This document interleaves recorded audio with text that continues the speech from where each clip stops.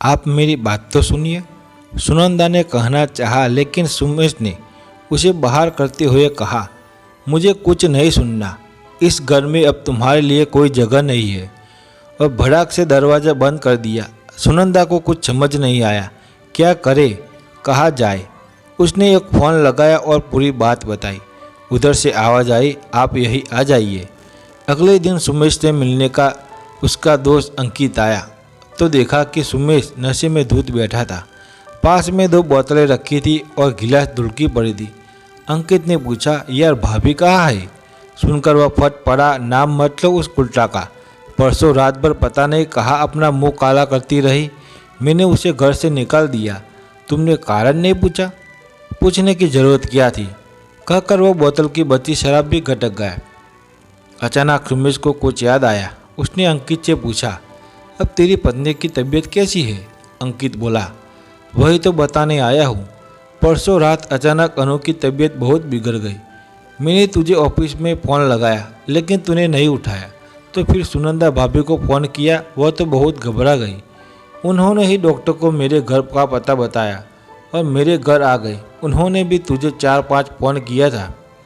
तेरे से बात न होने पर वो बेचारी बहुत परेशान थी कि तेरे साथ कोई अनहोनी तो नहीं हो गई ना। डॉक्टर ने अनु का चेकअप करके बताया कि सही समय पर मुझे इन्फॉर्म कर दिया, वरना देर बहुत हो गई थी तो मैंने ही उन्हें रोक लिया था। मैं तो उसका धन्यवाद करने आया था, परंतु तुमने तो, हे भगवान, ये मुझसे क्या अनर्थ हो गया, कहकर वो रोने लगा। रोते रोते उसने अपना फ़ोन देखा। सुनंदा के कई मिस कॉल थे। साइलेंट मोड पर होने के कारण उसने नहीं सुना। वह अपने को कोसने लगा। तब अंकित बोला, खुद को अब कोसने से क्या फ़ायदा? याद है भाभी कभी तुम्हारा फ़ोन नहीं उठा पाती तो तुम कितना चिल्लाते थे। उन्हें बिना बताए कहीं चले जाते, देर रात घर लौटते। कभी कभी तो तुम अगली सुबह आते, लेकिन उन्होंने कभी तुमसे कुछ नहीं कहा। वो तुम पर विश्वास करती थी। इसी विश्वास पर तो उस रात वो हमारे घर ठहर गई थी, लेकिन तुमने तो उन्हें अपनी बात कहने का एक मौका तक नहीं दिया। लानत है तुम पर। अरे पत्नी का त्याग कर देने से ही कोई राम नहीं बन जाता। श्री राम में धैर्य था, व्यवहार में सौम्यता थी, क्रोध तो उन्हें कभी छुपाया भी नहीं था। तभी तो वे पुरुषोत्तम कहलाए। सीता की इच्छा रखते हो तो पहले स्वयं राम तो बनो।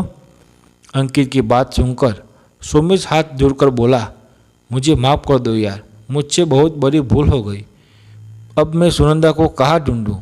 मैं पुलिस को फ़ोन करता हूँ। और वह पुलिस का नंबर डायल करने लगा तो अंकित बोला, पहले अपना हुलिया ठीक करके मेरे घर चलो, नाश्ता करो, तब थाने चलेंगे।